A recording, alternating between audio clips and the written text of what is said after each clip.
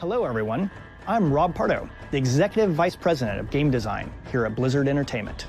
Diablo 3 is a game that has been years in the making, and I'm thrilled with how it turned out. The game developers did a truly epic job, and today I'd like to take you on a behind-the-scenes look at how they made Diablo 3.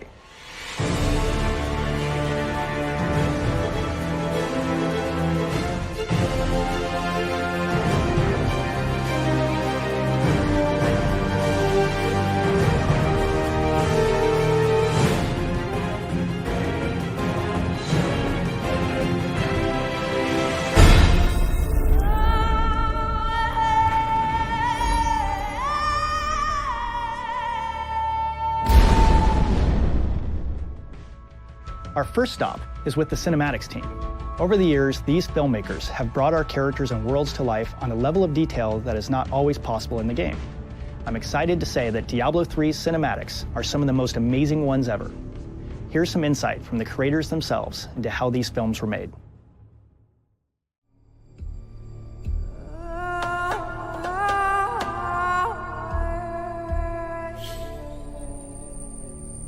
Diablo is our darker IP, and it is usually an opportunity for us to do something different than we normally do with our other titles. But to put a spin on it, the Blizzard spin, just enough to make it feel unique, is something that's always exciting for us.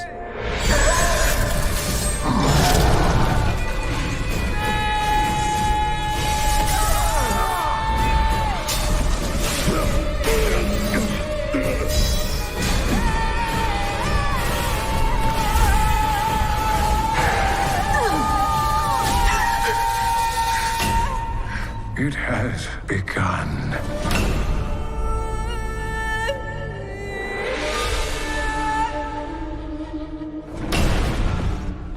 Just like the game itself was reinvented a few times over and over, so were the cinematics. Back in 2008, we were working on what we thought was Leah at the time.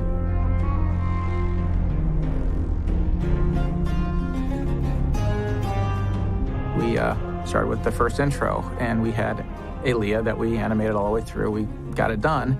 And then when we started to release the teaser, it turned out we had some problems with Leah, and they needed to basically rebuild her because we had one shot at the end of the teaser where she needed to do a lot of very subtle stuff. So they remodeled her, and we hammered her out in like a week. So that was Leah number 2 at the end of the teaser. We actually animated an entire different version of the church intro. And we not only did we remake Leah, but we remade that entire cinematic.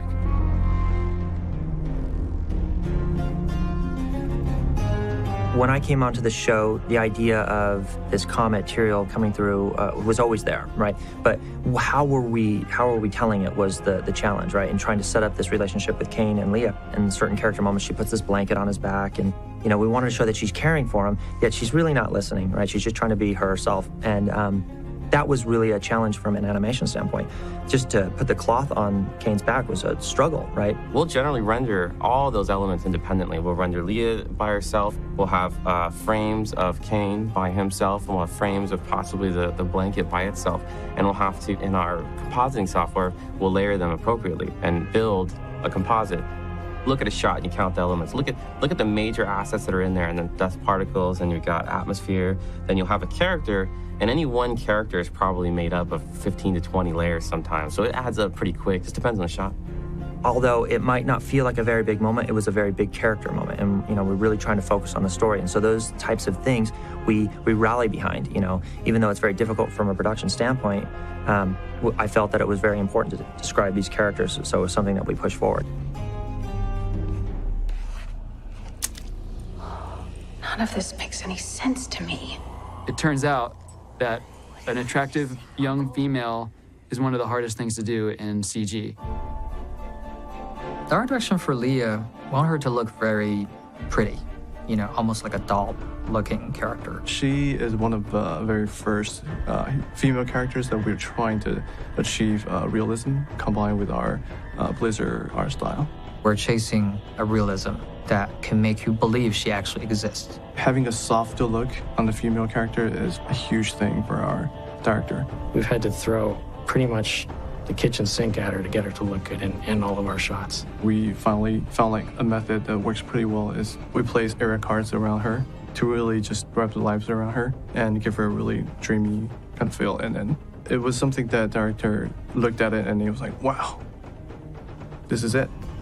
The close-up shots of Leah are the shots that we were able to really push the bar, raise the look considerably, and get really soft lighting and really great-looking subsurface scattering and skin. Getting the subsurface qualities, to how the light bounces around underneath the skin, really controlling how big her pores are and where the colors of blood are under her skin and, in the textures. Her skin quality, I think, is really one of the best things we've ever done here.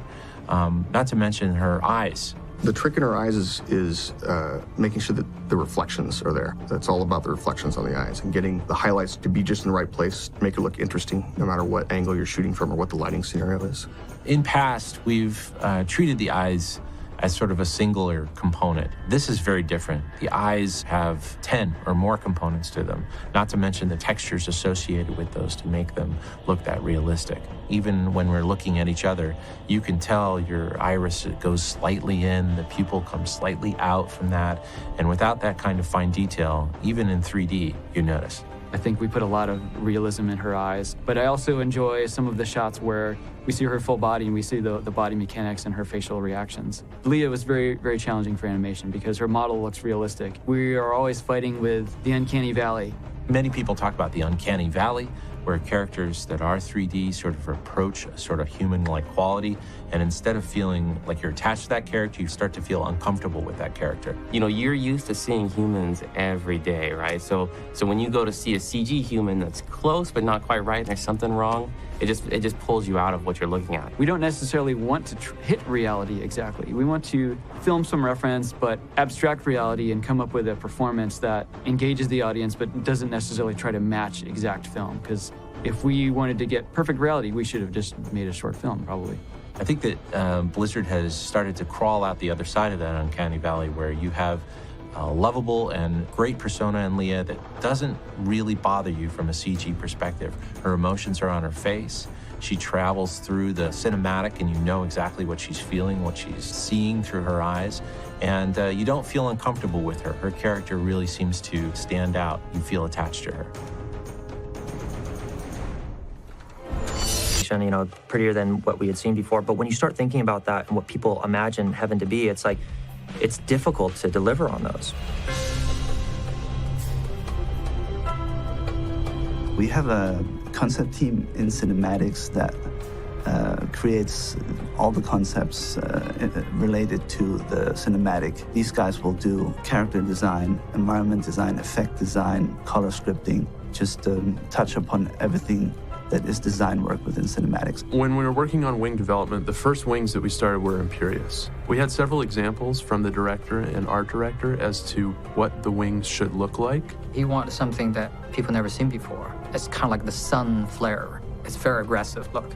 When you think of an archangel and you think about him smiting the wicked, it would probably be the most scary thing to behold, beautiful and scary at the same time. We talked a lot about different colors. In the end, I really pushed hard for just this golden god. He obviously doesn't have a face, so we can't identify with him emotionally from his facial expressions, but his wings are his emotional expression. It's like a dog's ears. When he's mad, things kind of get brighter, and when they're alert, they go up. When we finally settled on a concept, we were able to turn that into a 3D element that really sort of sung as it pushes energy from the center of Imperious out to the tips of his wings.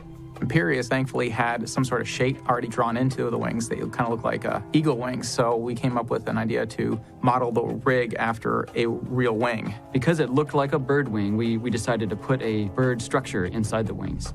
And we could compress and extend the wing like a bird would. And at the same time, if we decided we wanted to make each independent strip break apart from the bird wing, we could do that too. So we needed a wing with an incredible amount of flexibility. So his wings had a lot more research and development than Tyrell's wings did. Tyrell's wings is relatively easier because just the nature of the design is not nearly as aggressive. It's a very soft, flowy, peaceful-looking wing. His wings are still essentially a bunch of octopus tentacles, but the difference is we got a little bit more complex with the movement. We drove these procedural sine waves down the wings, radial manner from his back. It's really hard to animate something that's organic, that's seemingly dynamic. So his are always doing this kind of waving motion. And so we have this controller that basically just puts this wave into it. And then the animators can just kind of put in how much they want. During parts where Tyrael is calm, we try to keep an even sine wave type of shape going through it. Whenever the things are getting heated up, we try to increase that sine wave and try to make these patterns a little bit more chaotic. Another layer on top of that is we simulate it with a cloth solver to give it this wavy, lagging feeling. And then once that's done, it goes to effects, and then they put on all the other sparkly stuff and smoke that comes off of it. Tyrael's wings for the effects department are another big challenge. We've added onto them from the D1 and D2 area. His wings have extended.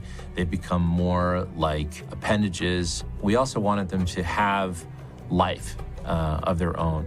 And so we've added a whole series of small but subtle effects on top of the wings. Near the tips of the wings, there's actually 5 passes just on the very tips of the wings in order to get them to feel like they're flowing through the environment, almost like a wind blowing on them. And so we needed to spend a long time making sure that there was lots of detail and pushing it into that perspective that we needed.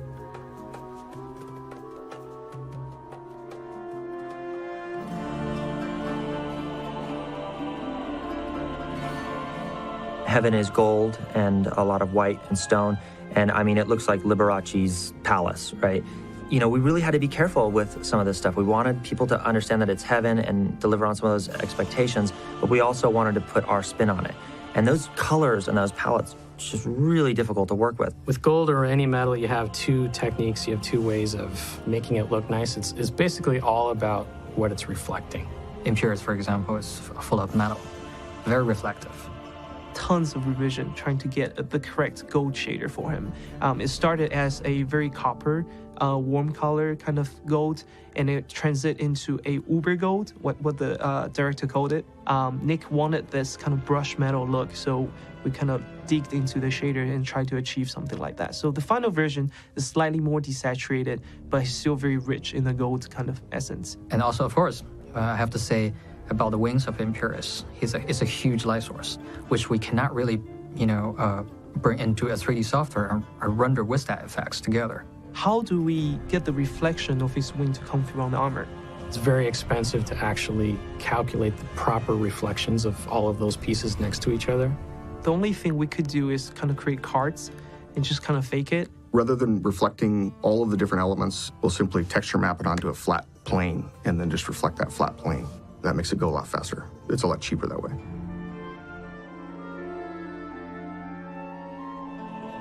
Like I said, I really felt that just having this golden god present in this space helped see him as the beautiful side, but his actions and what he does are just completely scary. And so he's frustrated at Tyrael, he's frustrated at the council, and in some ways that frustration starts to play out on his own actions. This is how Leah uses his vanity against him, calls him out, picks a fight with him, and basically just wipes the floor with him.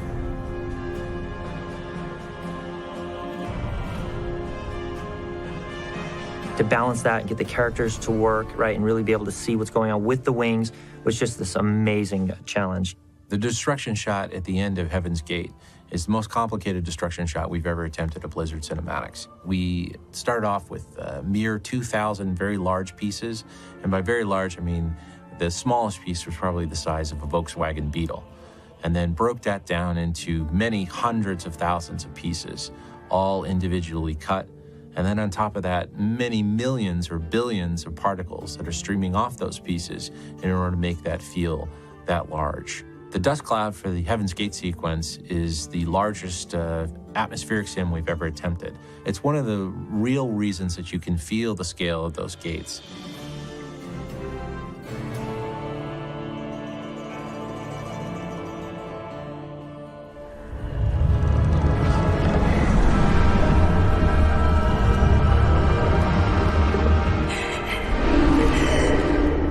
So there was a conceptor on the Diablo team. His name is Vic. He's an amazing artist, has a very twisted vision, and this particular character, Asmodan, was his creation. Asmodan, to me, is the most appealing character because he fits into the world that we created, but he isn't, to me, have to walk that tightrope of a line that we had to with Leah in terms of keeping her real. We just had to keep him believable.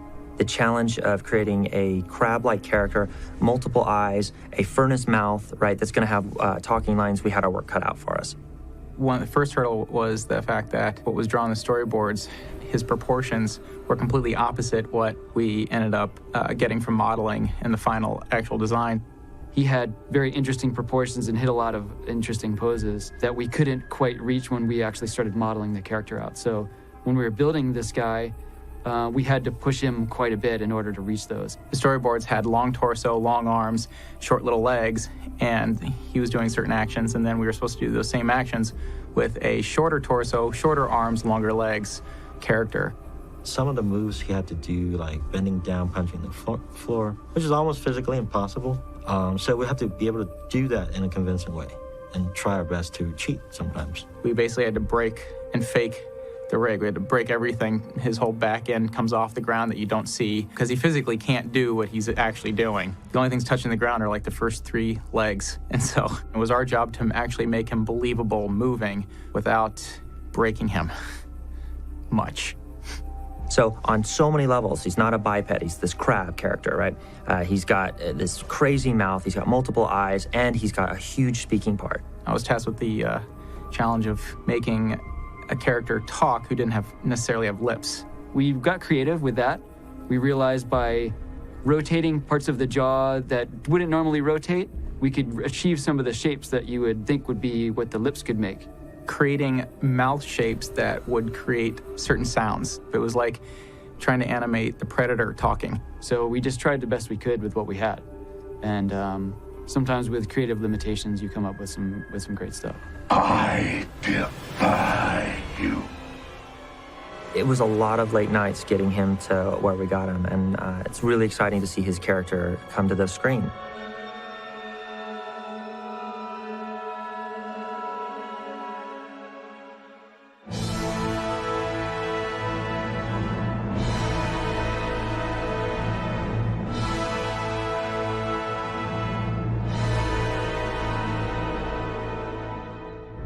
We thought long and hard about what Diablo would look like. Would Diablo be the Diablo from Diablo 2? Would we re-envision it? And one of the things that Chris was really excited about was actually taking it in a different direction and really pulling out some of the feminine qualities of Leah and bringing them to Diablo. Back in the day, I don't know that we ever wrote this down, but it's always been one of my favorite hooks, is that Diablo and his brothers, or any of these prime demons, they have to manifest in the physical world through a host. And given the fact that they all have very different kind of thematic kits, for instance, Diablo is the Lord of Terror, what he does when he possesses you is that he reaches deep and pulls out your darkest nightmares. And I had always surmised that in Diablo 1, we had this big hulking red brute. I always imagined that the person Diablo possessed to achieve that form was King Leoric's youngest son, Albrecht. And I always imagined that that was Albrecht's ultimate vision of what would scare him. And in Diablo 2, obviously the villain of Diablo evolved. Now he's got a tail and he's a little more Godzilla-like. So how interesting this time around, where Diablo is manifest again through the body of his mortal heir, that it would be female. We really looked at the design, and there was a lot of insecurity about that in terms of like, well, could we pull it off? And would it potentially take away from some of the shape and viscera? Talking to the dev team, like, yeah, what do you guys think about making Diablo a chick? I think a couple people stormed out of the room. It was not pretty. But over time, we just started drawing it out, and slowly but surely these designs started to come forward. Like, this is actually kind of compelling. It isn't quite as crazy as it sounds.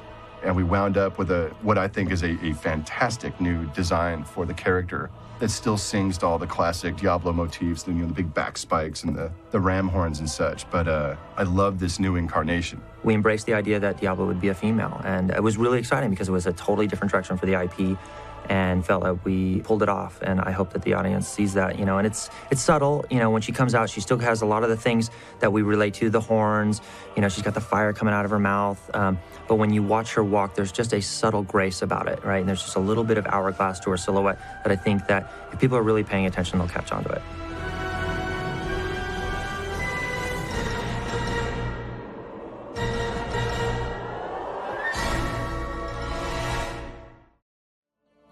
In the Diablo storyline, about 20 years have passed between the current game and its predecessor. This gave designers a rare opportunity to dig out the story of Leah, a brand new character in the franchise. To learn more about her background and the role she plays in Diablo 3, let's meet some of the folks who brought her to life.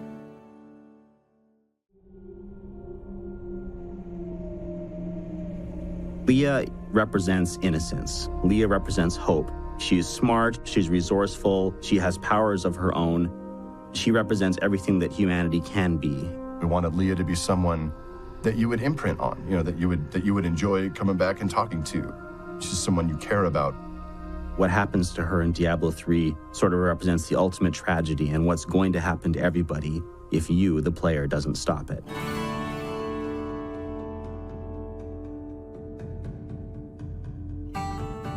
I remember as we were developing the initial beats of Diablo 3, one of the designers had this idea for an NPC.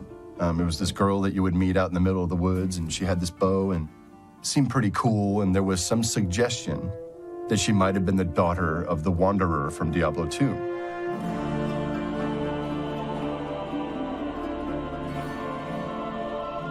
We had created the character of the Dark Wanderer, who was supposedly the hero from Diablo 1 that had defeated Diablo the first time, and had, in an exorcist kind of way, taken Diablo's spirit into himself.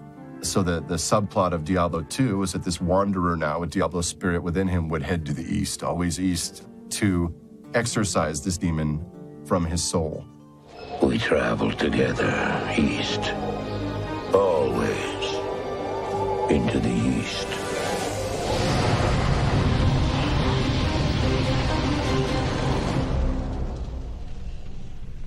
Her mother was the witch Adria. Adria was a character that occurred in Diablo 1. I think we look at her as this woman who is obsessed with the occult, with arcana, with chasing, mysteries and magical powers over the course of her life.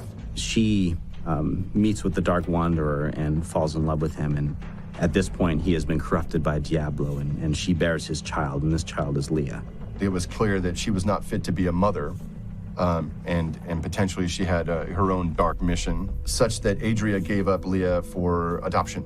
Ultimately, it was Cain, one of the few survivors of the original tragedy of Tristram. Cain recognized that this baby is very special, kept her safe, for the past 20 years. He potentially knows that evil is lurking within her, but because he carries so much guilt from the past games, trying to help people understand that the sky is falling and not really taking action, that he felt that he needed to take her on and raise her the right way. But on the other end, he's like, if this girl, as so much looks sideways, it would be my job to actually take her out.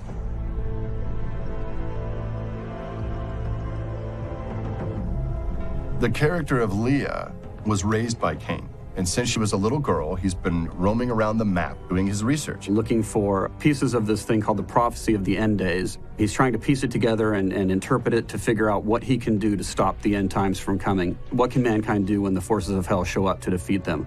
All that while, he's teaching Leah to be his apprentice. He would have been constantly talking to her about these types of things, At the end of days, angels and demons, will fight on the land of man. And this being this little girl and not really having seen these things, this all kind of turns into this, you're just crazy, I love you, but, it's okay. And she doesn't believe, because she hasn't lived through the events of Diablo 1 and 2, right? She's never really seen an angel or a demon. So she doesn't really believe in all his wacky theories. But when she closes her eyes, she's tormented by these visions, right? And are these visions real, or are they just the kooky, words from her uncle, and they're starting to merge, right? The vision starts to become reality.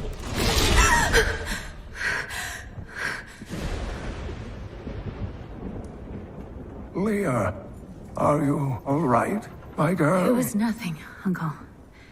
Over time, she is learning all these skills. And at some point in Diablo 3, we really come to a point where she really must step up and be the successor, even though she doesn't believe as he did. Has she seen enough to begin to believe that what he saw coming was true, and that she needs to kind of respond to her own hero's call? Even in the heart of heaven, angels can still feel fear. And in trying to solve the riddle of how does Diablo come back yet again, we kind of had the ideas of, well, maybe he comes back this time through his mortal offspring. All the way back to the Great Exile, that this has all been Diablo's plan. At a certain point, he discovered the idea of the Prime, the idea that all the evils could become one and become exponentially more powerful than they'd ever been before. And that essentially, the last 300 or so years has been his plan to off all the other evils. And now, for the first time, all the essences of these 7 primevals now go into Leah. She turns into Diablo and becomes the one primeval. It fits with a lot of the stories that were told in the original Diablo and Diablo 2, where we see really precious characters succumb to this kind of corruption and madness and evil. And so this was an opportunity for us to take a character that the player got to directly interact with, and hopefully that the player really likes, and see that exact thing happen to her. It was just too evil for us to resist. To see her father, Diablo, take her over and turn her into a demon lord is the greatest tragedy we could think. I certainly think she's tragic. It's tragic what happens to her. But I think the truth of Leah is that she is innately heroic. You know, she's a good person. But this evil was, rooted at a genetic level. And the turn that her life takes was inevitable to some great degree. When ultimately her turn comes, it feels terrible. We want you to feel like you've been socked in the gut, like, oh, anyone but her.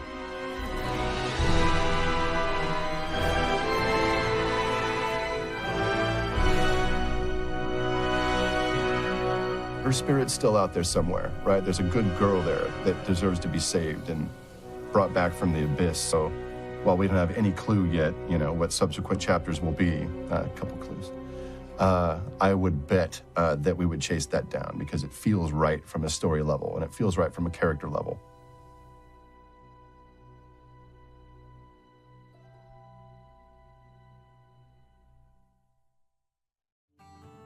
Making a game always comes with its own unique set of challenges. To give you a look into the process of building Diablo 3 from the ground up, we're going to talk with some of the developers who have guided this project from start to finish. The game is put together painstakingly. The basic process generally happens like this. It starts with the, basically breath of an idea. We'll have, the through line of what the story's supposed to be and the main points we have to hit. What we do then is we go back and we brainstorm, we try to come up with, how will this affect the world? What would be a cool world to put this story into? And that's again, a collaborative effort that really goes all across the entire board, where the designers and the artists get together and do that. We try to, whenever we can, break that out of just being a design-driven process. It's better when it's driven by the whole team. Engineering, art, and design are all working together from the beginning. When people have these great ideas, they can kind of come out of nowhere. Every voice matters. We've brought in the most talented people in the world. It'd be ridiculous to not take advantage of all that. We define as little as possible, but enough so that it can be a branching off point. Once we have that sort of solidified, then we usually go into more of a concepting phase. They will tell us what they need to see. We put it on paper, and then we go from there. And they will make it happen. Sort of riff off the ideas a little bit, we say, what does it need to do from a story point of view? What does it need to do from a game point of view? It's not just going to be the concept guys, generating the idea, and it's this waterfall flow of you do this, then I'll do this, then you do that. Collaboration between the teams is a really huge component. As we progress through and kind of advance our process for how we make the game, we've started to lean on groups called strike teams. We got designers and programmers and artists together in the same room and said, okay, go nuts. At that point, it's very equal. It's design, tech art, programming, throwing concepts out onto the table. Just like we feed off each other. It's a great relationship. And all that stuff kind of has come together pretty well because of that little group that is able to sort of like move and do whatever that they need to do. Whereas before, you'd have to pass something off. Design would create a design, and then an exterior artist would create that, and then on to an animator or someone else for effects. They all came together as one unit in this little strike team to create what you see in the game. And when that team feels that they have something good, they put it back in front of the team as a whole, and they get more feedback. After that, it's a matter of just executing, and then it's just back and forth. Going back, we make some graphics. We then code up the skills, we send it back to design, they play it a little bit, we have some comments, oh, maybe this didn't work, maybe this did, we tweak it a little, and then it's just iteration from there. Through a lot of those sort of iterations, we get oftentimes to the point where we feel like, this is really doing the best service to the game itself. Like, this is the stuff that really works the best for it. We refine through playing, we refine through putting our hands into the game, playing around with it and seeing how it feels. Even when we iterate, we bring in different departments, we do play tests, and people give feedback, and it's sort of like, all right, this works, this doesn't work. We want to have that collaboration where it's like, oh, you had a great idea for that. Well, what if we do this? And you plus it. Everybody pluses it, and ultimately, you end up in a far better spot. It's a very iterative back and forth process. It's time consuming, but it gives us very high quality results, which is what we're looking for. That's all the nuts and bolts that goes on behind the scenes to really make the game run. Sanctuary is an immense world with a history that stretches back thousands of years. As you can imagine, giving this entire realm new life in Diablo 3 was a monumental task for the game's developers. To shed some light on how they made it happen, let's chat with Diablo 3's talented designers.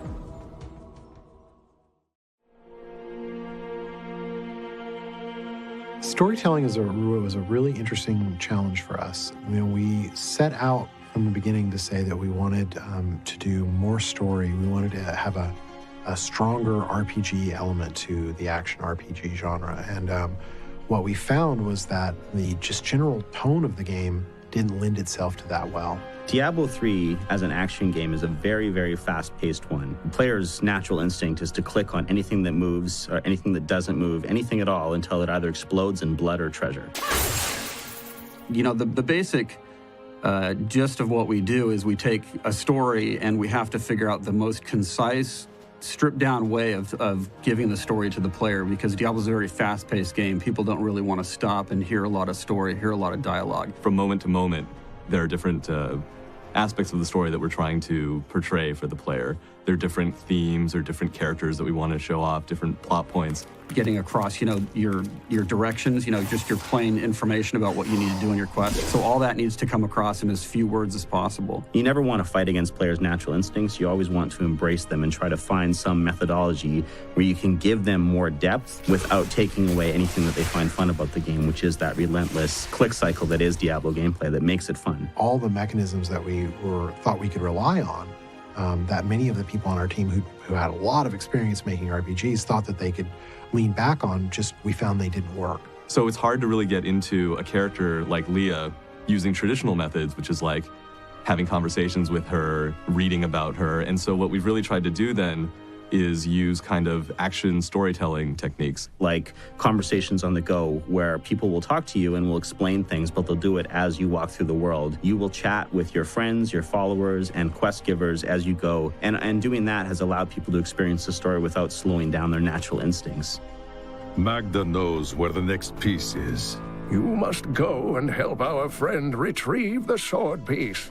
You go through the world and you click on lots of monsters, you get lots of loot, and you want to keep doing it. You don't want to stop and hear what Joe Barkeep has to say about the local life. We try to tell the story of the game through something happening. So instead of this guy talking to you about something, you'll just encounter him and you'll fight him, and somehow we'll reveal what is happening during that fight. We'll give you bits of information. Characters that we put in the world with you who will comment on things, so we can have just as much story, but be able to deliver it in a way that players can hear it while they're not breaking kind of the flow of what they want to do. Let's have Leah be involved in this thing. Let's bring her along for the ride and have her do something during your experience. I still can't fully control it.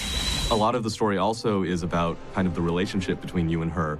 And basically through that relationship, you can find out more about this character who's really central to our story. We leaned on those things as our primary storytelling mechanisms, things that can occur while the action is going on. We don't want to stop the players. We want them to basically to be able to experience the story kind of at their own pace. Your mother's secrets are here. People said she was a witch, but I never believed it. And then we'll boil it down a little bit more. We'll come up with cool events that have their own little story within that big story. And they are one-shot things where you'll maybe run across a beleaguered farmer whose farm has been taken over by demons, and he wants you to clear out his farm. People you run into in the wild that just have something to say to you or something to sell to you. We put all that kind of stuff in, or interesting monsters that may have their own little story. I will savor tearing the flesh from your bones. These are like ways of kind of fleshing out the world and making it feel like It's not just a whole bunch of just random creatures attacking you. It feels really nice. It feels like there's a little bit of rhyme or reason to what's going on in the world. Keep your distance from him. This burden is mine to bear. And then we still lean on things that you'd see in a normal role-playing game. There's lots of characters to talk to in town. Extra conversations with NPCs to get more information about what's going on in the world. Or just the area itself that you go into will tell a story. We can support that a lot with the art, to where we're not telling a story, you're kind of surrounded by it in the environment. We try to support story with art constantly. You just run into an area, you see a bunch of bodies strewn around, there's a bunch of damage. Obviously something took place here. My lord, the prisoner is ready, as you requested. We have the concept of lore books. Lore books are things that you can find in the world that give little tidbits of history, quotes from famous characters. My name is Latdanan, and I'm cursed. Once the captain of King the Oryx army. You don't need to do them, but if you're really interested in story, and there's a good percentage of people who are, then they'll find that there's all these layers of depth in the story that they can dive into if they're really interested. We explore a lot more of the world. It's not just that we see more areas and new areas. We also have a lot more depth in the world. That sort of depth, I think we open a lot of doors for people who are interested to learn more about Sanctuary and its denizens, about the other cultures. There's something that's really important to the storyline. We will make sure it's conveyed to you in different ways. A person on the street might kind of echo a part of that story. You might get a lore book that also says the same thing. And as well, we, I think, ask some questions that are interesting that we don't even answer in the game. So we leave people with this curiosity to explore more of the world. The implementation is kind of like putting together a big puzzle. So it's really kind of figuring out how to make these pieces work. And when you could figure out a way to do it in a situation where it feels like there's just no possible way to do it, just is really satisfying. So I think we've succeeded pretty well here. I think we can do even better in the future. And we look forward to telling more and more interesting stories in Diablo.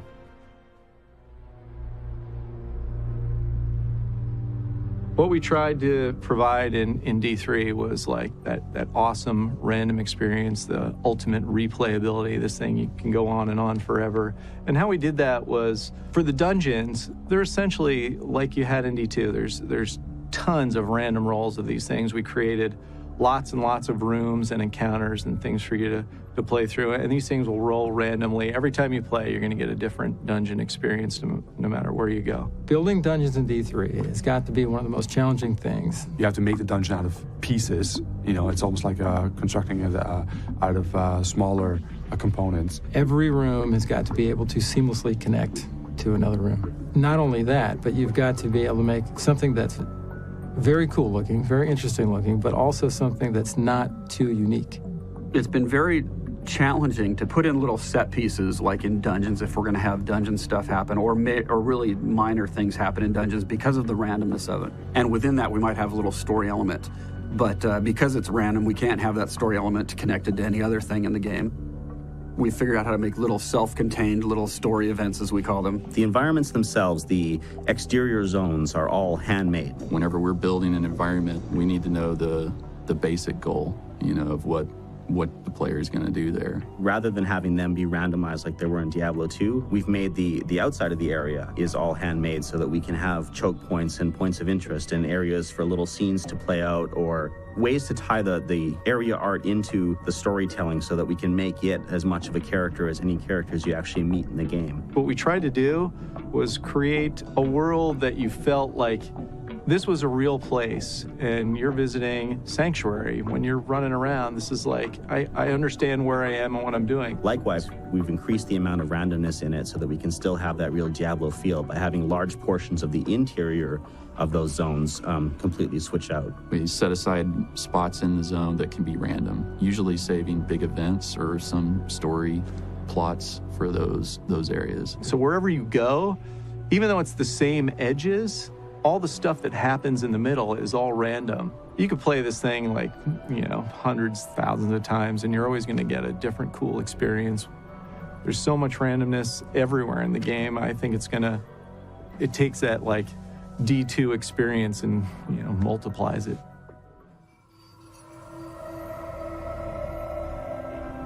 It was very important early on to say, you know what, let's make a game that has all the great things from D2. It feels moody and it feels scary and it is frightening. Diablo is such a fast-paced game that we have to constantly provide new experiences and changing the mood. The top priority is gameplay first, right? But one of the great things about working here at Blizzard, and I think especially, is the creative freedom that you have as an artist and our team has. One of our early goals was to make sure that we created an inviting world, and in a lot of ways, I'm very, very happy with what we've come up with. I think we've struck a very nice balance between trying to find a way where the game is beautiful, it looks great, and yet it is still very moody. Wherever we can, we try to make sure that there are ups and downs in the lighting and the mood. The idea is to create sort of a roller coaster ride. And one of the ways that we could do that was by varying the color. When you add a lot of color, you can really evoke a lot of mood, but it also changes the pace so that you're not always in the same thing all the time, and it keeps it interesting. But it does change within the game itself, meaning there's areas where we take it down a little bit, there's areas where we pop it up a little bit again. When I first started working on the project, we tried to go for dark in the sense that we make everything very gritty and dirty. There's oftentimes a misconception where people feel like, well, if you want a moody game, you just, you desaturate, you make it more gray or more brown. We don't have to be colorful everywhere. We can control the color. We can still have dark areas, but we can make use of the color to create mood and feeling.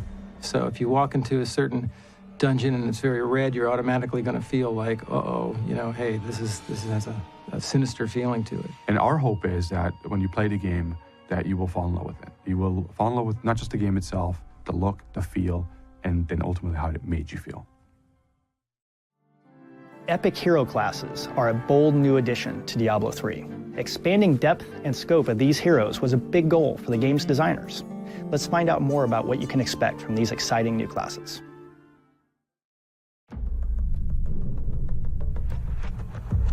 I really am happy with the classes and how they turned out. I feel really proud of the diversity of characters that we got. The way we come about our classes, it depends on the class itself. We wanted 5 different classes that complemented each other well. So we never said every class has to be a new class or every class has to be a returning class. We literally looked at them class by class and made a decision. And the characters we created for this game really allowed us to look at different areas in the game geographically to give us a wider range of stories and backstories to tell, different things about the world. The general feeling of each of the characters, we've really tried to push them apart, make each one really, really unique. And so we put a lot of emphasis on just the visual read of each of the characters. You don't just worry about it being really cool in and of itself, which it has to be, but you're also trying to make sure that it fulfills a certain fantasy for the player where they can say, that's the class I want to be. But then you also have to consider what the previous classes were. How does this really stand apart from everything else? We brought a couple classes back. We've taken new twists on sort of old classes as well. We felt in a lot of instances that, using the Necromancer as an example, we didn't feel there was anything we could bring to the Necromancer that we hadn't done great in Diablo 2. And that was, if we had one dictate, that would be it. It was that we didn't want to bring anyone back verbatim. If we were going to bring them back, we had to introduce new mechanics or somehow vastly improve the character. When we did bring back the Barbarian was some character that we all liked and felt that could have been done better. He was really the first class we wanted to do, primarily because he was familiar. That's the one we actually could do the most with, that we felt was not very well explored, that we could give these super powerful, high strength, almost Hulk-like moves to. We put a lot of twists on him. We took many of the favorite skills that people had, like Whirlwind, and made them better. Plus, we took a lot of new skills and sort of explored those and found that twist in the Barbarian that makes him this earth-shattering, rage-filled warrior that fulfills all those fantasies that people have when they play a Barbarian. The actual first skill we added to the Barbarian was Seismic Slam. He just takes his axe and he hits the ground and he creates an earthquake in front of him. Everybody understood what the Barbarian was after that. This guy just carries this giant axe. He's super strong. He's gonna knock you out in one blow. From an art standpoint, we try to support all that stuff with kind of a visual language. And if you look for it, you can look at the barbarian and you'll see he's all squares, very blocky shapes. From material standpoint, he's all leathers and furs and metals. The barbarian is much older now than he was in Diablo 2, and his homeland was destroyed during the events of Diablo 2 and Lord of Destruction. The world was destroyed for him. Ultimately, his people, his beliefs, and everything are gone. But he's still around, and now he has nothing. And then he's trying to find some purpose in his life when the game begins. And when he sees that meteor streak across the sky and hit in Tristram, he knows that he's found that moment he's looking for. And really what he wants to find is that epic death that every barbarian craves. A foe worthy of my blade. Our second class that we did was the wizard. You dare to bring the warmth of life into my tomb? The world of Sanctuary has lots of different types of magic users in it. While the sorcerers and necromancers are very well known, the wizards of Chaldeum are probably equally powerful. And the wizard was one where we said, well, we know we need the glass cannon, mage type character. But what we didn't want to do was make an elementalist. We didn't want to make somebody who just did fire, lightning, and cold. That seemed very limiting. You can tell that we took some of the classic sorcerer spells, things that we felt were just the best part of playing a magical class in Diablo, and we preserve those. Teleport is a big one. She's also about time manipulation, and she's also about arcane magic. We liked this idea of like old school role-playing game character, or the idea of just a pure wizard, somebody who can conjure things out of thin air. She's I think the fantasy is to be a glass cannon. And that's a difficult fantasy to deliver on because players want to feel like a glass cannon where I can do lots of damage, but I can't take much damage, but I have a lot of tools to avoid damage. I think people saw the wizard and went, well, that's just the sorceress.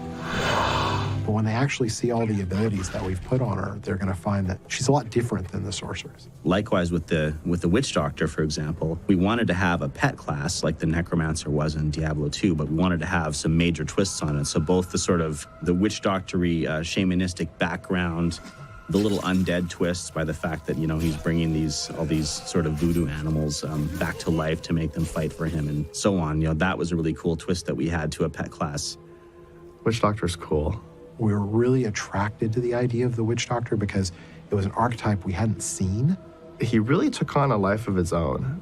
Once we threw out the name witch doctor, that one really invoked a lot of imagery in people's minds. Conjures up all these great ideas of, maybe it's a little bit African influence, maybe it's a little bit South American influence. And just one by one, we started translating every aesthetic vibe into a skill. I remember the first time I even saw the concepts for Zombie Wall, it was just like, okay, all the other classes suck now. We have to go and redo them because the witch doctor's so good. We even went further and was like, what if it was a tower of zombies? Like zombies climb on top of each other and then, fall down on top of you.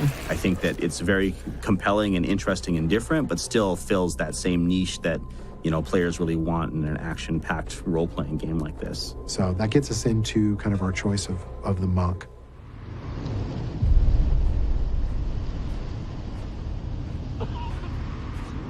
Are you heading to Alcarnus?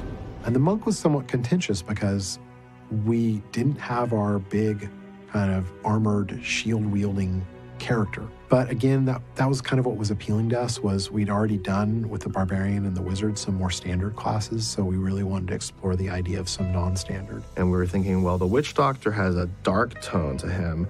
I think we need a light tone character to balance them out. With the monks, we've given a brand new culture to the world. We've shown them Ivgarad and what these monastic holy warriors can do. And it's this cool mix of, Rasputin meets Shaolin that these guys bring to the world.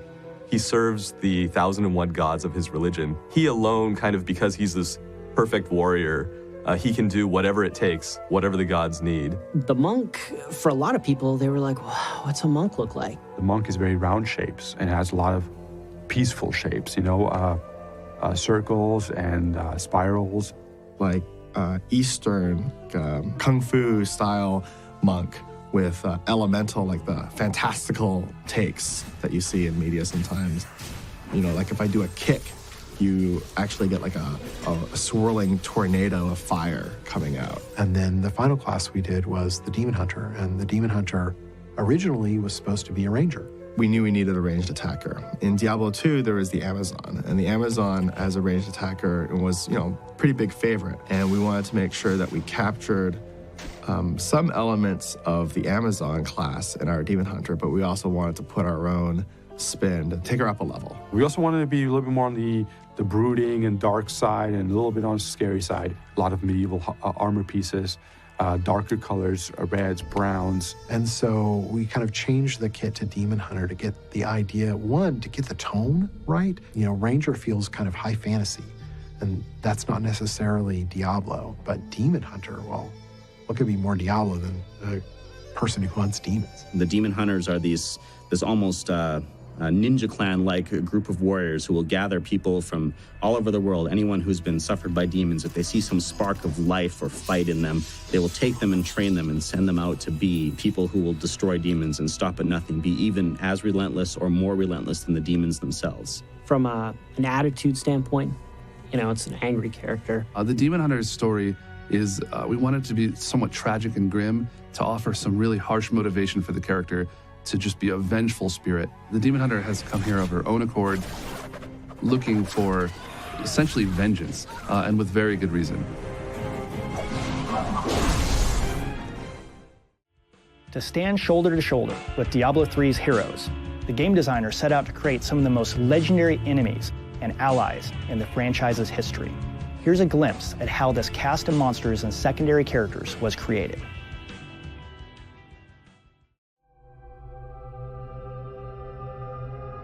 So a lot of the times when we decide to carry a feature forward, it's always out of looking at what was there before. And sometimes we look at it and say, hey, that was great, we're just going to carry it forward. And the followers are sort of a much more advanced version of the hirelings or mercenaries from Diablo 2.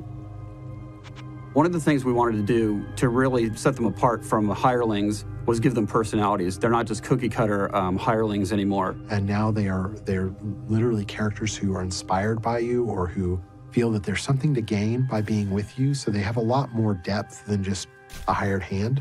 There's a lot of work this has gone into making them part of the story, giving them context within the world. They're more real NPCs, I guess, in Diablo 3.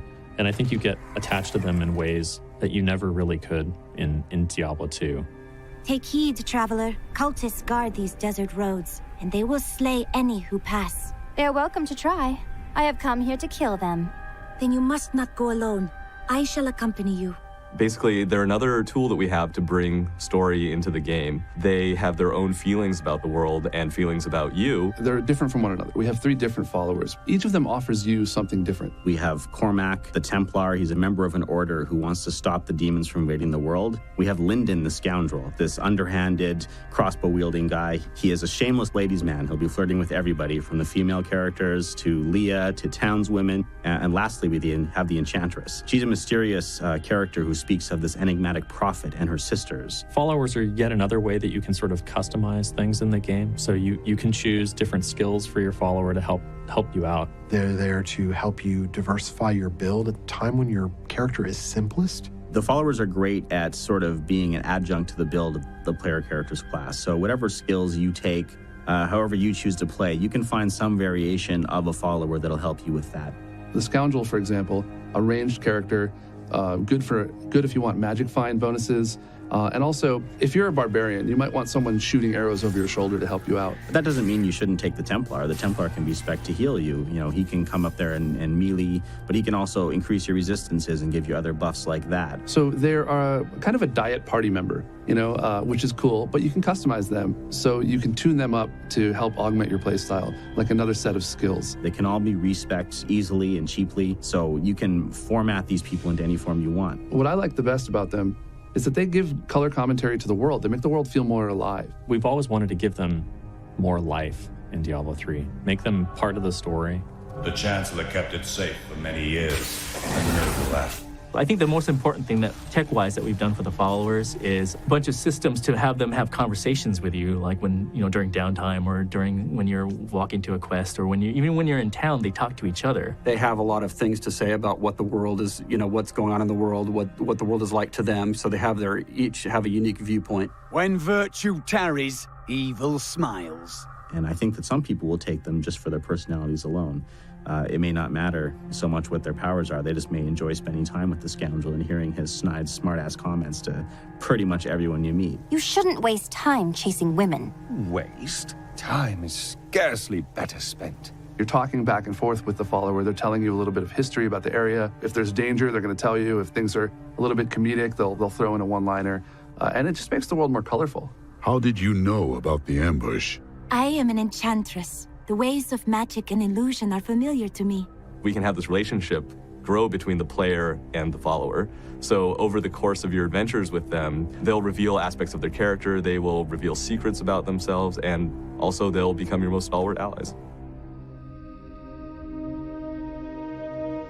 When we place monsters, we like to think about what kinds of skills we've given the player. Ultimately, Diablo is about finding new and interesting ways to beat the candy out of monsters. Because it feels so good to slay huge groups of monsters and get fantastic rewards as a result of that. So that's where we hit on these ideas of building monsters in a specific way so that we could behead them, so that we could dismember them, or they could have their skin ripped off and their guts spilled out on the floor. And that was the thing that we were charged with early on, was make this game more visceral than Diablo 2. The goal of a monster is to make them different than every other monster. Someone once told me, does that character look cool enough that you want a sculpture of that sitting on your desk? Okay, if so, you're probably on the right track.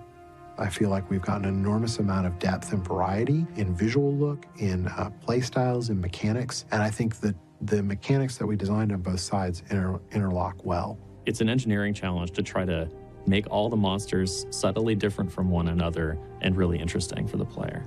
So based on each skill set for each class, that presents us with a lot of different strengths and weaknesses. We have to think about what kind of person is going to be rolling into this group of monsters? What skills are they going to have? What equipment are they going to have? We try to make them as flexible as possible, but when you see a group of monsters, you should have an idea of what you're going to do. Part of the look of the whole overall package of the monster is the way that they act.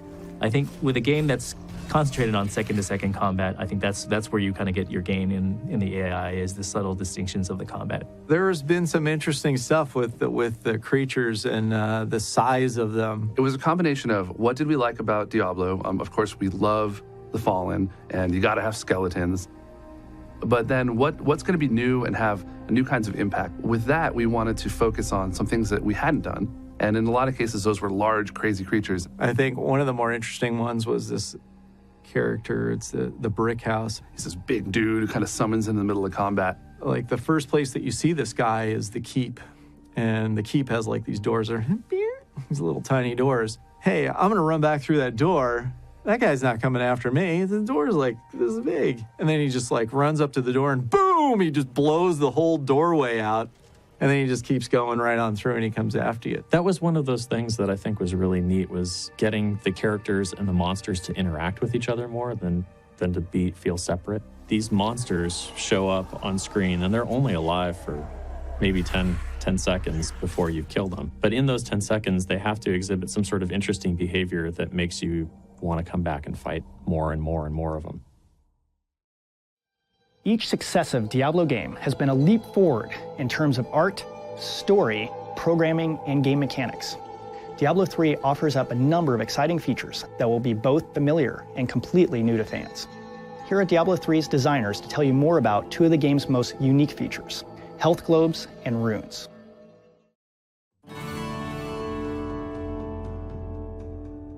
One of the challenges that the designers were faced with was making the rune system, which is an incredibly complicated system. Skill runes change what your skills do. They like add bonuses to your skills and they kind of change some of the focus. It's a really tough choice sometimes looking at what different runes do to your skills. The runes were actually an idea we came up with a few years ago, that we were like, how can we inject more customizability into these powers? We'd originally talked about ways in which the runes could be simple so that they could just give you small bonuses to stats. Initially, we pitched the idea, well, maybe I'd find a rune that increases the damage of all my skills by 10%. And someone said, okay, well, what happens when I put that in teleport? And we're like, What the designers really wanted was something that was completely crazy. It was nuts as far as we were concerned. As we said, you know what? We're just gonna design these runes to be different in every single skill. And if that means that we reinterpret what that skill means, great. And that sort of open-endedness is a really big engineering challenge. But once we started playing around with it and seeing how cool it was to actually totally change the functionality of a spell just by putting this thing in there, that thing really took off and became a larger focus of the game. One of the things that we did was we wrote our own scripting language and gave it back to the designers so that they could do the freeform scripting that they needed to. And it just resulted in a bunch of really cool different powers. What I didn't realize is how much work we were signing ourselves up for at the time. And what was initially I thought was going to be like a 2 to 3 month feature wound up being probably a 2-year endeavor. Just really fun. It's just another way of customizing your character. You know, the way I play my Demon Hunter is different than the way you played your Demon Hunter. And not only do I have skills to choose from, I have the runes to put into those rune slots, which are going to change my skills even more. It's turned out to be a huge win for us. We get a very big variety of skills. It's amazing to see what they come up with. Their imaginations run wild, and the game's much better for it. It's funny when you talk to people about Diablo 2 and they say, what did you love and what did you hate? And they're like, man, I hate potion spamming. You'd collect a lot of potions, you'd save them up for the boss fights, and then whenever you're in trouble, you just constantly hit the key and try to recharge your health. I hate that like the solution to every boss is to just hit the potion key over and over and over again. We wanted to make it so that that wasn't a mechanic of the game anymore. We tried several different health mechanics early on. First, we tried what we called a potion dilution. That meant that every time you hit your health potion button, you'd get a debuff on you that would reduce the effectiveness of future health potions for a certain period of time. What we found is you just hit the button more. We tried resting to restore your health, and then it just seemed like you were hiding in a corner all the time. We took a page out of the FPS book. In an FPS, if you think about it, when I want to stop taking damage, I take cover. There's no notion of cover in Diablo. And when we came up with health globes, it just really changed the whole kind of feel of the gameplay. You have to fight, you have to be engaged in the game to try to get the health to drop. So it's a really dynamic gameplay thing. And, you know, we put the cooldowns on potions, so it's very much moving away from the spammingness of potions. And it's just a dynamic way of giving health back to your character that really fits in with the action-oriented gameplay of Diablo. And we put that in, and we haven't looked back ever since. From voice acting to music, the sound team is responsible for crafting Diablo 3's audio. Its use of live orchestras and haunting choirs has helped turn Sanctuary into a living, breathing, and utterly terrifying world. To discuss their work on Diablo 3, here are some of the team's very own members. When you go into a Diablo game, you need to feel it, and the sound is a huge part of how you perceive the game. Diablo 3 is really exciting because we know that we're going to have the time to draw you in and take you on a journey. The music never stops in Diablo. There are no pauses, there are no silences other than those that are absolutely intended. Very raw, and it's assaulting, and it speaks of demonic things and subjects that are dark and ancient and old conflicts. Mood of the game is very important from an audio standpoint. It's everything. It has to be in an environment that just feels lush and cool and dark and dirty and dank and smelly. It's gotta stink. The audio has to smell bad.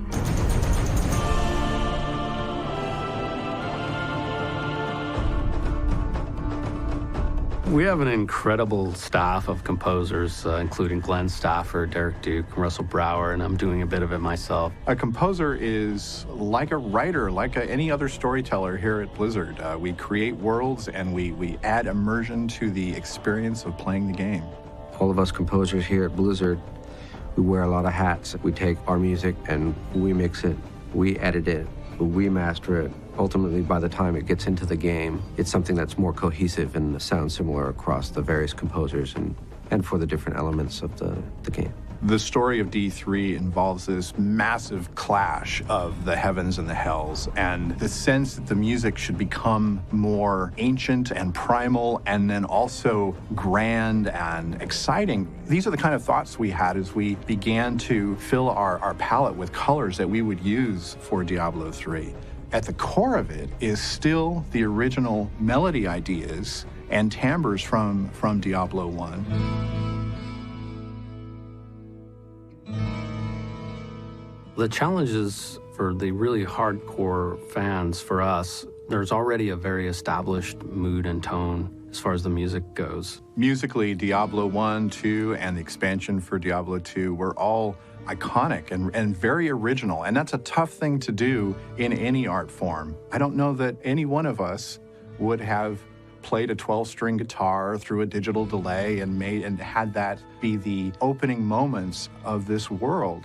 But that's what composer Matt Ullman did, and it worked really well. Sonically, it was interesting. It wasn't narrative. It was almost like a stream of consciousness, very much like you weren't necessarily aware of where it was going to go next or what was the next sort of musical element that was going to suddenly pop in. The music for the original Diablo was so iconic that when we set about to announce our development of Diablo 3, we were able to use that musical signature as the very first inkling to our worldwide audience as to what we were making. The lights went down to black on the stage in Paris, France. The lights came up red. That revealed a guitarist standing there alone, holding a 12-string guitar, and he played the opening chords of Diablo. And in that moment, everyone knew exactly what we were up to. The world premiere of Blizzard's newest game.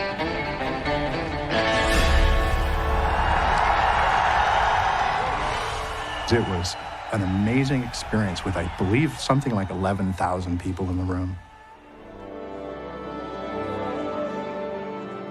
In recording the orchestral music for Diablo 3, one of the basic tenets we had was we want this game to sound completely different than World of Warcraft and StarCraft.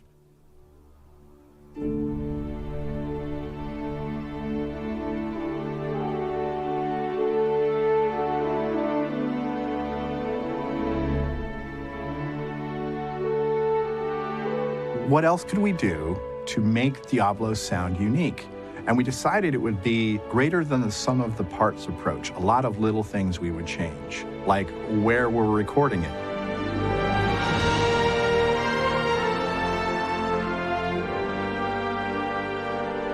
What we're doing with Diablo is we're recording in an old-fashioned concert hall. This is a hall that was designed for live performance and not for studio recording. So it's a vast space. There's a lot of volume of air. It's our responsibility as musicians to move as much as possible to make this sound, epic and bold.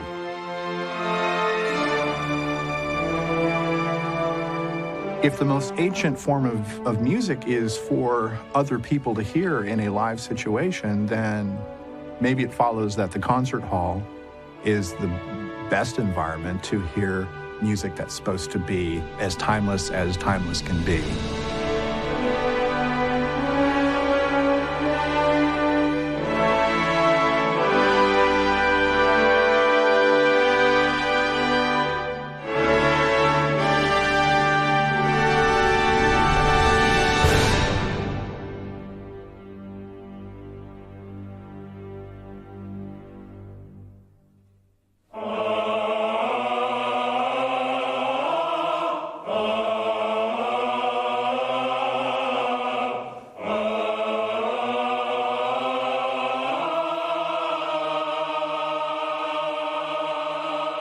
Another change we made is that we recorded the choir in Europe for the simple reason of having singers that spoke with different accents and sing with different accents. This is that thing where I want to be sure and hear the beginning of the note. Okay. So maybe let's just take it up a notch. All the tenors on the G going up to the A flat.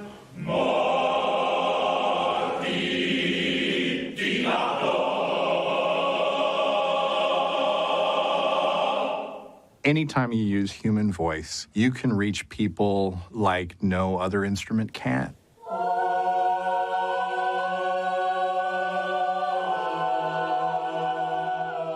It's direct, it's to the point, it's the clearest form of storytelling. It's like direct injection into the nervous system. And then when you put 2, 3, 4, 90 voices into a space and you record them, you're drawing analogies with the world of Sanctuary and whole cultures. It's subtle, but it's a microcosm of the story itself. You can describe that in 20 or 30 words, but a musical phrase performed just the right way can completely convey that in just a few notes in a few seconds. It literally can give you chills, and that's the wonderful power of music.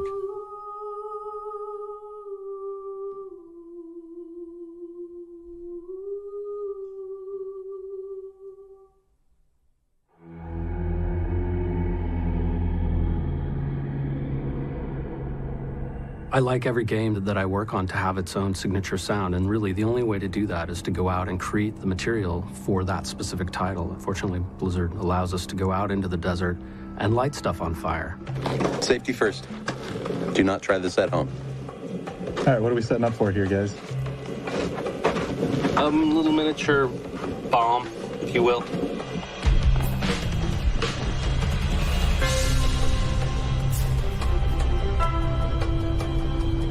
I have a long history of experimentation with using gunpowder to create sounds. It's a very, very handy tool. Some of the inspiration originally for some of these methods came from cartoons, actually. Watching Wile E. Coyote lay a trail of gunpowder up to a pile of dynamite or some other flammable object and lighting it, and that's what we do. We do that very same thing.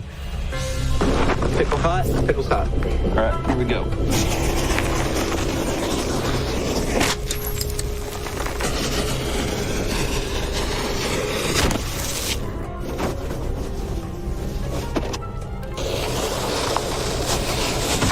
Heroes like fire, so do the people who work on the heroes.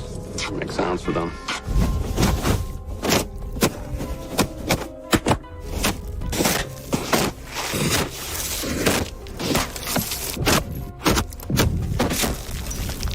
You want to get the ring of the tank, so when it blows, there's a nice little metal ring out.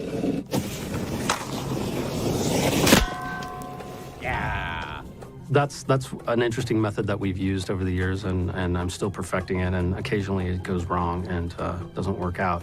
But we're always rolling tape when it does happen, so something cool usually gets taken home. Are you okay, dude? I'm fine. Let's go get some beer. I've never actually completely blown myself up, because I am here, as you can see. I think we'd try something different on the next one, yes.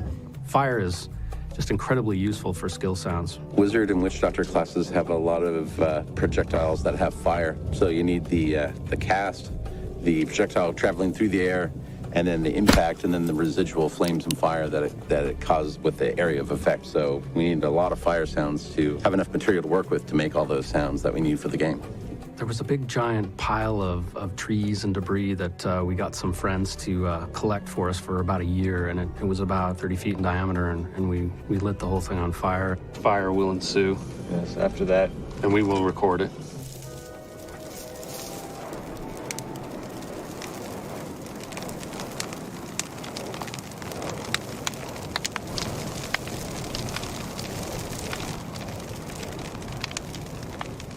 The sounds while it was burning were pretty cool, but the really cool thing was after it burned down to coals, we sprayed water on the coals, and we got all this really incredible crackling and gurgling and all sorts of lava type sounds, which are really useful in the game.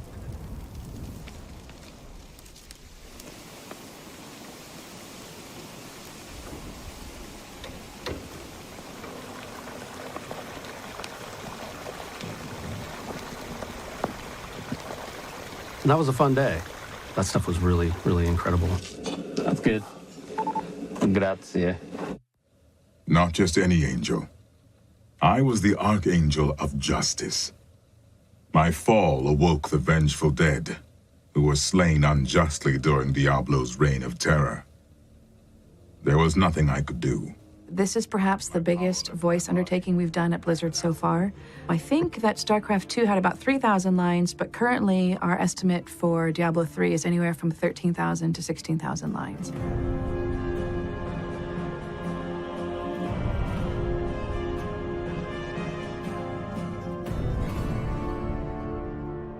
The easy part is identifying the voice. The hardest, more challenging part is identifying who the character is. Because for us, once we're in the recording studio, they do come to life and they are very real. This is about as exciting as the time Uncle Deckard and I spent the summer in Bramwell. You're not very good at lifting the spirits of others, are you? Does the soul stone shatter?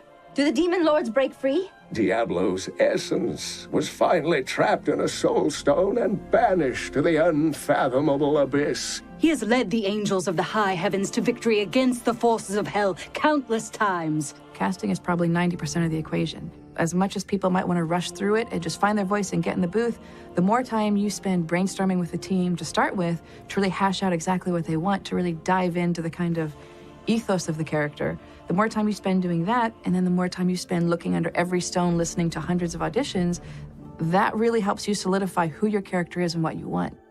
It is nothing compared to the Grand Maesters. It is named Akanesh, the Herald of Righteousness. A sharper blade was never forged. Yeah, I mean, with a lot of prompting from dear Andrea, our casting producer. She heard a voice that she liked, and I just sort of went to town on it. And, with a bit of coaxing, it got more and more badass. Preparing for Leah in large part was through interaction with the writers and our directors. For me, it always comes out of what's the story and what's the world of the story. That's the beautiful thing about games, is every world is different, and this world is very unique. When I actually got cast as the wizard, it was quite exciting. I was like, ooh, I know that. I need more mana. So it just seemed like a natural fit. They said, cocky wizard guy? Sure, I'll play that. Sounds good to me. How is the Enchantress different from other roles that I play? Well, the other roles that I play are usually, really down here. And I really think that voiceover is like kids playing in a room together, because suddenly you're just there, you're having fun, you're letting your imaginations go, so nothing has to match anything. And I think what I love most about voiceover is suddenly, after all this work, all this talk, after all this searching for this actor, this voice, right in front of your eyes, boom, all of it comes together. Tell me, what will we do once we have trapped Belial and Asmodan in the Soul Stone? Don't worry. I will make sure no harm befalls your children. He was never one to lead an army. Always in the shadows, much like his mentor, Mephisto. You don't see that actor anymore. When you get it right, you really are tapping into something bigger, whereby you are channeling your male demon hunter, for example, and it's pretty exciting. That is not a demon's way. They prefer to torture, to taste their victims' terror. Poison is far too civilized for them. What's difficult with this game is that there are so many lines that we have to get through, and there are a lot of names to learn and pronunciations. You two search for Belial while I hunt Magda. Belial, Asmodan, Juriel, and Andariel, and the prime evils, Mephisto, Baal, and Diablo. Mephisto? Mephisto? Mephisto. Say it. Mephisto. Mephist. Oh. Don't forget you're part of the deal, cool. Give us the Soul Stone! Creature sounds for me are one of the funnest things we get to do. I always tell people it's pretty amazing when you get to bring a grown man in and just play. I see the motion here. So when you have amazing monster actors like the ones we used for Diablo, the things they can do with their mouth and their vocal cords are phenomenal.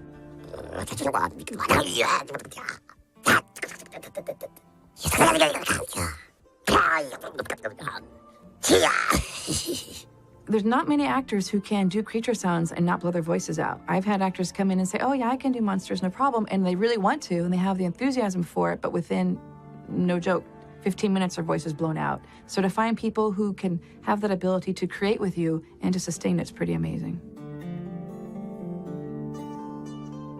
I think having worked on World of Warcraft and StarCraft and now Diablo 3, We are really upping the bar, not only with the amount of dialogue, but the amount of storyline we're able to tell and the amount of context for our characters. I mean, none of our characters in any game I've worked in so far have these many lines. So with that, you do get to create a more well-rounded character. You do get to create more in-depth emotional responses, and you get to take your character to places that we don't usually get to do in our other games.